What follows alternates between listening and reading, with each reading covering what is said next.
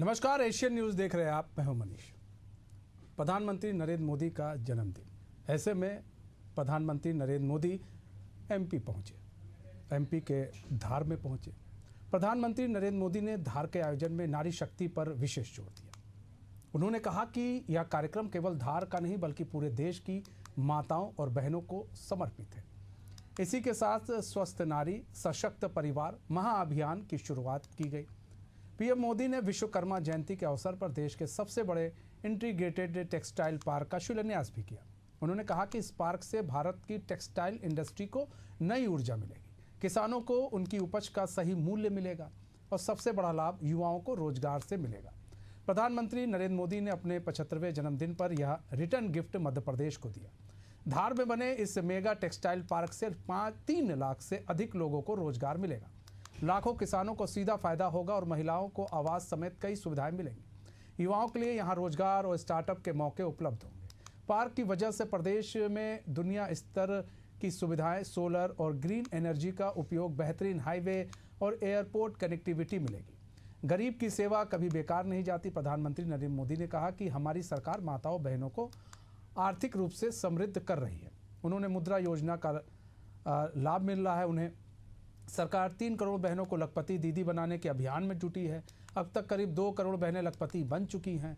महिलाओं को बैंक सखी और ड्रोन दीदी के माध्यम से ग्रामीण अर्थव्यवस्था से जोड़ रहे हैं। स्व सहायता समूहों में से बहनें समृद्ध हुई हैं। देश का गरीब गरीबी से निकलकर आगे बढ़ेगा तो देश आगे बढ़ेगा।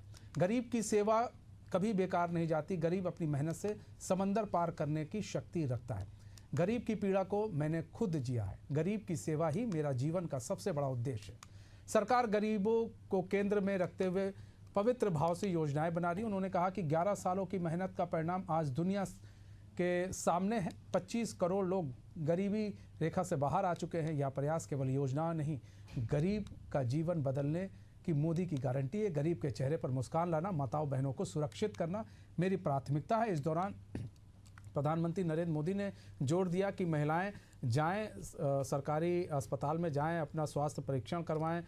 मोदी की गारंटी है, हम आपको पैसा दे रहे हैं, आप स्वस्थ रहिए। आपका बेटा यहाँ पर आया है, आपका बेटा ये बात कह रहा है, अस्पताल में जाकर कहिएगा। इस तरह की सारी बातें पीएम नरेंद्र मोदी ने कही।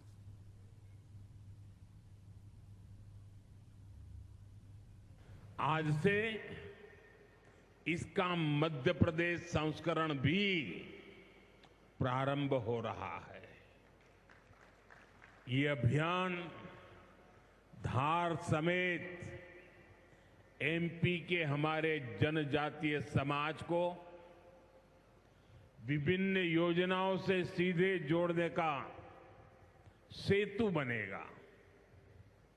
साथियों, विश्वकर्मा जयंती के दिन आज एक बड़ी औद्योगिक शुरुआत भी होने जा रही है। देश के सबसे बड़े इंटीग्रेटेड टेक्सटाइल पार्क का शिलान्यास यहां हुआ है। इस पार्क से भारत की टेक्सटाइल इंडस्ट्री को नई ऊर्जा मिलेगी। किसान को उसकी उपज का सही मूल्य मिलेगा। और मेरे लिए खुशी की बात है, सिर्फ यहां धार में ही नहीं, पूरे देश में लाखों किसान अभी हमारे साथ इस कार्यक्रम में जुड़े हुए हैं। माननीय प्रधानमंत्री जी के माध्यम से यह हमारा निमाड़ और मालवा का अंचल पीएम मित्र पार्क के माध्यम से, नाम ही इतना अच्छा और आपकी कल्पना है कि पीएम हमारे किसानों की प्राचीन ट्रेडिशनल फसल कपास को प्रोत्साहन देते हुए हमारे धागे से, कपास से धागा, धागे से कपड़ा और कपड़े से निर्यात के विश्व के मार्केट खोलने की ये अद्वितीय जगह बन रहा है मध्य प्रदेश। जोरदार अभिनंदन करें यशस्वी प्रधानमंत्री का। आज प्रधानमंत्री जी का जन्मदिन है। सबसे पहले उनको बहुत बहुत शुभकामनाएं। लेकिन जो वो गलत बयानबाजी करते हैं उनसे उन्हें परहेज करना चाहिए। अब धार में वो कह रहे हैं कि अब जो यहाँ पर अपॉर्चुनिटी आई है, उससे लगभग 72,000 लोगों को प्रत्यक्ष रूप से रोजगार मिलेगा, 3 लाख लोगों को अप्रत्यक्ष रूप से रोजगार मिलेगा। रोजगार के बारे में उनके जो पुराने दावे हैं वो हम सबको याद हैं कि क्या दावे किए थे और नतीजे में क्या निकले। अब हर जगह नई जगह पहुंचते हैं और नए वादे वो करके चले जाते हैं। इसी मध्य प्रदेश की धरती पर सीहोर में उन्होंने आकर प्रधानमंत्री फसल बीमा योजना की शुरुआत की थी, बड़े बड़े वादे किए थे। आज उसी योजना से आम किसान परेशान है, कोई लाभ उनको नहीं मिल रहा है। जब जब भी इस तरह की वो बातें करते हैं किसान की आय दुगनी करने की, किसान की आय आज कहां से कहां पहुंच गई। तो ये सब वादे रहते हैं, एक दिन के लिए वाही वाही लूट लेते हैं, लेकिन आम जनों को उनका लाभ नहीं मिलता है। ऐसे में तमाम सवाल अब कांग्रेस उठा रही है, लेकिन पीएम नरेंद्र मोदी का अपने बर्थडे पर यह गिफ्ट के तौर पर मध्य प्रदेश और पूरे भारत के लोग देख रहे हैं किस तरह से प्रधानमंत्री नरेंद्र मोदी अपने बर्थडे पर सभी लोगों को एक गिफ्ट के तौर पर कुछ ना कुछ दे रहे हैं विकास के, ताकि क्षेत्र का विकास हो, देश का विकास हो। इस ओर प्रधानमंत्री नरेंद्र मोदी चल रहे। हमारे साथ हमारे मेहमान भी जुड़ चुके हैं। हमारे साथ बीजेपी प्रवक्ता डॉक्टर गुलरेज शेख जुड़ चुके हैं, राम पांडे जुड़ चुके हैं जो कि कांग्रेस के स्पोक पर्सन हैं, आदित्य उपाध्याय जी जुड़ चुके हैं जो कि वरिष्ठ पत्रकार हैं। आप सभी का बहुत बहुत स्वागत है। सबसे पहले हम रुख कर लेते हैं डॉक्टर गुलरेज शेख जी, धार का दौरा प्रधानमंत्री नरेंद्र मोदी का किस तरह से विकास लेकर आ रहा है, क्योंकि इंटीग्रेटेड पार्क की बात अभी पीएम नरेंद्र मोदी ने की कि उसका शिलान्यास किया गया है। इंटीग्रेटेड पार्क के शिलान्यास से क्या फ़ायदा एमपी के जो लोग हैं, वहाँ के जो युवा हैं, उनको किस तरह से फ़ायदा मिलेगा? देखिए मनीष जी, इससे मल्टीफोल्ड फायदा है। और फायदा किस तरह से है कि अगर हम देखें तो किसान से बात करें, फिर हम युवा की बात करें और व्यापारी की बात करें, यही तो 3 सेक्टर होते हैं। अगर हम ब्रॉडली इकोनॉमी में बात करें तो किसान में महिलाएं डेफिनेटली किसान में भी होती है, युवाओं में भी होती है, व्यापारी में भी होती है। तो किसान को जब उसका कपास उगता है तो उसके सही दाम मिले, और अगर लोकल स्तर पर ही मिलते हैं तो फिर उसका दाम डेफिनेटली ज्यादा आता है। क्यों ज्यादा आता है? क्योंकि उसका कंपटीशन कम हो जाता है। और वैसे भी अगर हमारे मालवा निमाड़ वाले क्षेत्र में देखें तो वहां की क्वालिटी जो प्रोडक्ट्स की होती है वो अच्छी होती है। तो रॉ मटेरियल की क्वालिटी के अंदर कोई बहुत ज्यादा समस्या नहीं है, क्वालिटी अच्छी है, तो उनको अच्छा उसका रिटर्न मिलता है क्योंकि कंपटीशन दूसरे प्रोड्यूसर से कम होता है। फिर अगर हम बात करें युवाओं की, जो डायरेक्टली फैक्ट्रीज में काम करते हैं वो विभिन्न लेवल पे करते हैं, कोई मैनेजमेंटल स्तर पर करता है, कोई टेक्निकल लेवल पर करता है और कोई डायरेक्टली एक श्रमिक के रूप में भी काम करता है। तो उनको सबसे ज्यादा रोजगार का फायदा मिलता है। किसान हुआ, हमारे युवा हुए और फिर व्यापारी। जब लोकल स्तर पर माल बनता है तो उसको खरीदने की और बेचते समय दुकानदार को या फिर होलसेलर को उसकी लागत कम हो जाती है, तो उसके लिए आसान होता है दूसरे बड़े व्यापारियों से कॉम्पीट करना और अपने माल को मार्केट पे देना, तो उससे लिक्विडिटी बढ़ती है। तो प्रधानमंत्री जी की योजनाओं को अगर आप देखेंगे ना तो हमेशा लोकल स्तर पर विकास करना, लोकल स्तर पर रोजगार बनाना, लोकल स्तर पर माल का जो रॉ मटेरियल, जैसे खेती का माल हो या कोई माल हो जो रॉ मटेरियल है उसका खपत करवाना, ये उनका उद्देश्य होता है और उसी पर वो कायम है और लगातार मोहन जी के साथ मिलकर काम कर रहे हैं यहाँ पर। ठीक है राम पांडे जी, यहाँ पर देखिए इंटीग्रेटेड पार्क का शिलान्यास किया गया है और लोकल स्तर पर जो है, जो किसान महिलाएं हैं, किसान हैं, उनको फ़ायदा पहुंचाने की बात की जा रही है। युवाओं को 3 लाख लगभग युवाओं को रोज़गार मिल जाएगा। ऐसे में वहाँ पर बात की जाए तो green energy, solar green energy, वहाँ पर एयरपोर्ट कनेक्टिविटी बढ़ेगी, सड़कें और अच्छी हो जाएंगी, तो विकास की राह खुलेगी। तो प्रधानमंत्री अब तो पूरा दुनिया जानती है बहुत झूठ बोलते हैं। पहले आप ये शिलान्यास करते हैं, कभी आपका उद्घाटन करते हुए देखा है? ऐसे शिलान्यास प्रधानमंत्री हजारों कर चुके हैं और उसके बाद दिल्ली पहुंचने के बाद वो भूल जाते हैं। अब आज शिलान्यास हुआ है, 10 साल में काम होगा, 50 साल में होगा, 100 साल में होगा, कब होगा, शुरू होगा, नहीं होगा, बस अखबारों में और मीडिया में और फोटो खिंचाने के लिए प्रधानमंत्री ये काम करते हैं। और ज्यादा पुरानी बात नहीं है, प्रधानमंत्री मध्य प्रदेश में आए थे, इतना चिल्ला कर बोला था तो गेहूं के जो दाम है 2700 रुपए प्रति क्विंटल खरीदे जाएंगे, धान 3100 रुपए प्रति क्विंटल खरीदी जाएगी, सोयाबीन 6000 रुपए प्रति क्विंटल खरीदी जाएगी, महिलाओं को 3000 रुपए दिए जाएंगे। तो इतना जूता प्रधानमंत्री तो दुनिया में कहीं नहीं होगा। और जो गैस का सिलेंडर है वो मध्य प्रदेश की जनता को 450 में मिलेगा। अब बताइए कोई प्रधानमंत्री इतना झूठ बोलता है क्या? बिहार गए थे तो कितना दूं, 25,000 करोड़ दूं, 50,000 करोड़ दूं, 1 लाख करोड़ दूं, 1,20,000 करोड़ दूं, घोषणा कर दी थी। अब बिहार भी चले जाते हैं, उनको शर्म नहीं आती है। कोरोना काल में 100 लाख करोड़ की घोषणा कर दी। अब बताइए 80 लाख करोड़ तो हमारा बजट है और घोषणाएं कर दी उन्होंने 100 लाख करोड़ की। तो प्रधानमंत्री से तो कुछ भी बुलवा लो, कितने भी शिलान्यास करवा लो, देश की जनता को धोखा दे रहे हैं। और सबसे बड़ा धोखा तो उन्होंने कल ही दिया है। भाई 75 साल के हो गए तो आपको इस्तीफा देना चाहिए। आपने मध्य प्रदेश में सुमित्रा महाजन को हटा दिया। डॉक्टर गुलेश शेख जी जवाब दीजिए। देखिए, जहां तक बात है कि प्रोजेक्ट्स के लोकार्पण और शिलान्यास की, तो कांग्रेस पार्टी सही कह रही है कि ऐसे बहुत सारी चीजें हैं, जैसे सरदार सरोवर बांध, जिसका लोकार्पण शिलान्यास तो जवाहरलाल नेहरू ने किया था, लेकिन माननीय मोदी जी ने उसका लोकार्पण किया। तो मोदी जी खुद के चीजों का भी शिलान्यास करते हैं और लोकार्पण करते हैं। तो जो काम राहुल गांधी ने छोड़ दिए थे, जो मनमोहन सिंह ने छोड़ दिए थे, जो जवाहरलाल नेहरू जैसे प्रधानमंत्रियों ने छोड़ दिए थे, उनका भी लोकार्पण कर रहे हैं। ठीक है, यहाँ पर हमारे साथ हमारे ब्यूरो हेड भी जुड़ चुके हैं, आशीष सोनी जी। आशीष सोनी जी, आप प्रधानमंत्री नरेंद्र मोदी का धार जो दौरा है वो बात की जाए कितना विकास लेकर आएगा, किस तरह से जो अब मध्य प्रदेश को और विकास की रफ्तार मिलेगी। खासकर महिलाओं पर काफ़ी जोर दिया प्रधानमंत्री नरेंद्र मोदी ने, महिलाओं के विकास पर भी काफ़ी जोर दिया, आधी आबादी को साधने की पूरी कोशिश की गई।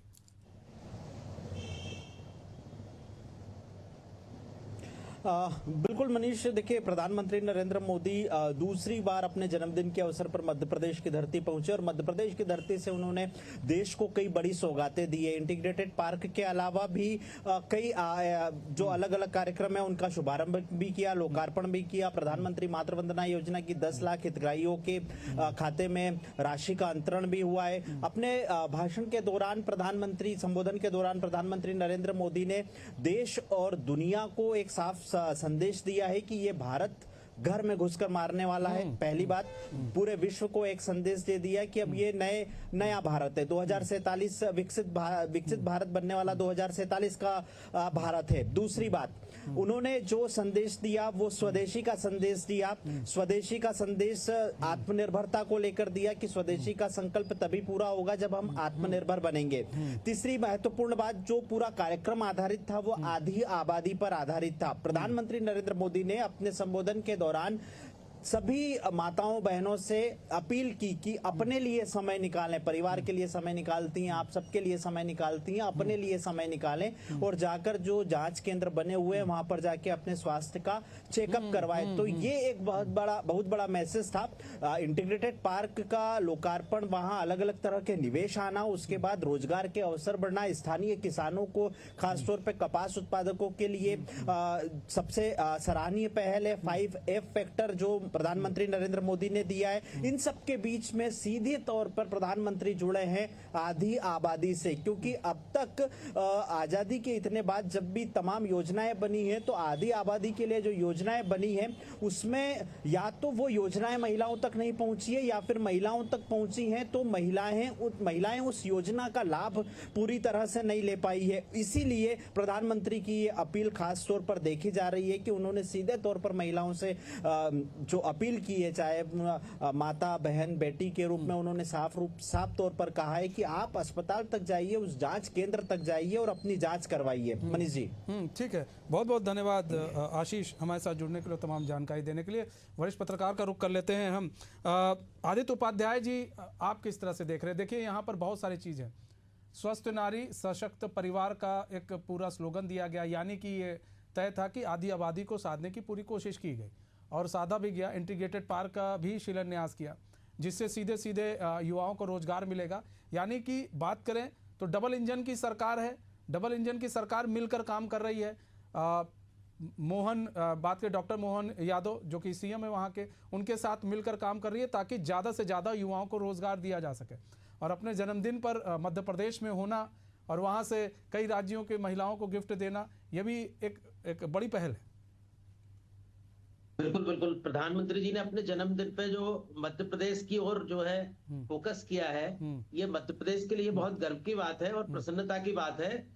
लेकिन इस सब के दौरान जो है मुझे जो सबसे बड़ी बात जो इसमें समझ में आई वो इसके पीछे कम से कम सरकार ने जो है किसानों की वास्तविक आय किस तरीके से बढ़ सकती है उसकी ओर ध्यान देने की कोशिश की है। दरअसल अभी तक जो है सरकारी मूल्य पर खरीदी करके फसलों की कीमत ज्यादा मिले किसान को, ऐसी कोशिश की जाती थी। लेकिन दरअसल क्या था कि जो खाद्यान्न होता है, गेहूं है, चावल है, दालें हैं, तो इस तरीके से जो इन चीजों पे सरकार पे दो तरह से दबाव होता है। एक तो आम पब्लिक को खाद्यान्न सस्ता मिले, इस बात का भी ध्यान रखना पड़ता है। दूसरे किसानों को कैसे उसका मूल्य मिल जाए और कैसे उसकी आय बढ़े।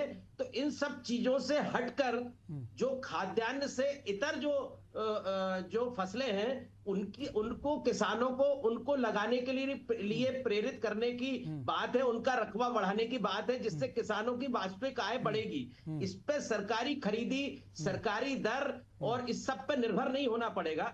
उसकी डिमांड होगी मध्य प्रदेश में और उसका रकबा बढ़ेगा। किसानों की वास्तविक आय किस तरीके से बढ़ सकती है इसकी ओर ध्यान दिया गया है। तो निश्चित तौर पे ये बहुत बड़ी बात है। हमको सबको पता है धार के पास ही इंदौर में बहुत बड़ी जो है कपड़ा फैक्ट्रियां होती थी, जो आज भी जिनको जाना जाता है। इंदौर की बहुत बड़ी आबादी जो है जो कपड़ा फैक्ट्रियों पर डिपेंड थी। अब वो सब फैक्ट्रियां बंद हो चुकी है। अब ये जो नया जो प्रोजेक्ट लगा है, प्रोजेक्ट लगाने के का जो जिसके लिए प्लान हुआ है, ये जो है किसानों से लेकर के बेरोजगार लोगों के लिए और फैशन इंडस्ट्रीज और एक्सपोर्ट इंपोर्ट वाले और फैक्ट्रियों के इंडस्ट्रियलिस्ट, इन सबके लिए समूचा एक पैकेज है। जो पैकेज मध्य प्रदेश में निश्चित तौर पर जो है वो निश्चित तौर पर मध्य प्रदेश के लिए एक बहुत बड़ा प्रोजेक्ट है। इसके लिए मुख्यमंत्री जी को और प्रधानमंत्री जी को दोनों को मध्य प्रदेश की ओर से बधाई होना चाहिए। ठीक है। डॉक्टर राम पांडे जी, अगर महिलाओं के लिए अगर अच्छी चीज़ें अगर की जा रही हैं और जिस तरह से प्रधानमंत्री नरेंद्र मोदी ने अपने संबोधन में भी कहा, आधी आबादी को साधने की पूरी कोशिश हो रही है कि कैसे महिलाएं लखपति बने। उन्होंने कहा कि भाई हमारे समय में कई महिलाएं जो है अब लखपति बन चुकी हैं, बात की जाए, और लखपति दीदी बन चुकी हैं जो पहले कभी नहीं था। आज देखिए हमने गरीबी रेखा से कई लाख लोगों को हमने बाहर निकाला है गरीबी रेखा से। तो कहीं ना कहीं अगर चीज़ें हैं तो सही हो रही है। 25 करोड़ लोगों को गरीबी रेखा से बाहर लाया जा चुका है, उन्होंने बोला है, और ये गरीब का जीवन बदलने की मोदी की गारंटी है। 100 करोड़ लोगों को गरीब बना दिया, तो फिर भी 75 करोड़ तो ज्यादा बढ़ा दिए ना आपने। और ये सरकार के डाटा है। आप देखिए जितनी भी जो ईवी की जो सुविधाएं हैं, जो ITR भरते हैं उनको नहीं मिलती हैं। तो जो 100 करोड़ को जो फ्रीबीज वाली सुविधाएं मिल रही हैं, तो सरकार ये मान के चलती है ना, ये BPL है, BPL कार्ड होता है, समग्र ID कार्ड होता है, इस तरह के कार्ड होते हैं। उन्हीं लोगों को तो सरकार खुद मानती है कि हमने 100 करोड़ लोग BPL में डाल दिए हैं। अब ये कोई योजना है कि उन्होंने कहा है महिलाओं से कि अस्पताल जाया करो। अरे भाई, अस्पताल कोई आदमी की तबीयत खराब होगी तो वो जाएगा ही। और मध्य प्रदेश के अस्पताल के प्रधानमंत्री को नहीं पता है, 2 लाडली बहनाओं को चूहे कुतर कर खा गए। मतलब जो मध्य प्रदेश का सबसे अच्छा अस्पताल माना जाता है इंदौर का MY, उसमें 2 लाडली बहनाओं को चूहे कतर कर खा जाते हैं। तो ये प्रधानमंत्री, और चूंकि वो एक BJP के बड़े नेता है गौरीशंकर शेजवार, उनका दामाद उसका अधीक्षक है, तो कार्रवाई नहीं होती है। और आप कहीं के भी मध्य प्रदेश के अस्पताल देख लीजिए, क्या हालत है। 1 मिनट में डॉक्टर 100 पेशेंट को देख लेता है, क्या इलाज वहाँ करेगा। कूलर नहीं, पंखे नहीं, शौचालय नहीं, गंदगी भरी पड़ी हुई है अस्पतालों में। शेख जी जवाब दीजिए। एक तो जवाब ये भी लेना चाहेंगे। साफ तौर पर कहा है PM नरेंद्र मोदी ने कि 2 करोड़ बहनें जो हैं लखपति बन चुकी हैं और 25 करोड़ जो लोग हैं उन्हें गरीबी रेखा से बाहर कर दिया गया है। कांग्रेस कह रही है सीपीए आंकड़े हैं। ये कांग्रेस की बात छोड़िए, डाटा अपने आप में बोलता है। वो कौन सा डाटा बोलता है? ईपीएफ का डाटा जो है वो 260% का इजाफा हुआ है पिछले 11 साल में। 260% से ज्यादा का इजाफा क्या दर्शाता है कि इतने लोगों की न केवल नौकरियां लगी हैं बल्कि उनके अकाउंट्स में पैसे डाले गए हैं। अब आप भी यहाँ पर काम करते हैं, आपके स्टूडियो में काम कर रहे हैं, आपका चैनल आपके ईपीएफ के अकाउंट में कब डालता है पैसा? जब आप काम करते हो, महीने दर महीने हर महीने जो पैसा डाला जाता है, तो इसका मतलब क्या है कि आपकी नौकरी है, वरना नौकरी नहीं होती तो पैसा रुक जाता है। तो ये जो इजाफा हुआ है 260% से ज्यादा का, ये साफ साफ दिखाता है। आप देखिए कि दूसरे कलेक्शंस की हम बात करें, आप ईएसआईसी की बात करें, ये हेल्थ की बात कर रहे हैं ना, ईएसआईसी का आंकड़े में कितना वृद्धि हुई है मध्य प्रदेश में। मैं मानता हूं कि स्वास्थ्य के लिए बहुत कुछ करने की आवश्यकता है, लेकिन आप ये बताइए कि मध्य प्रदेश के इतिहास में पहले कब हुआ था कि बजट की एलोकेशन का 20% जो अमाउंट है वो हमने। ठीक है सर, फिलहाल समय कम है। गुलरेज जी, बहुत बहुत धन्यवाद आप सभी मेहमानों का हमारे साथ जुड़ने के लिए और अपना बहुमूल्य समय हमें देने के लिए। तुम्हारे इस खास पेशकश से बस इतना है। मुझे दीजिए इजाजत। तो खबरों के साथ बने रहने के लिए देखते रहिए एशियन न्यूज़। नमस्कार।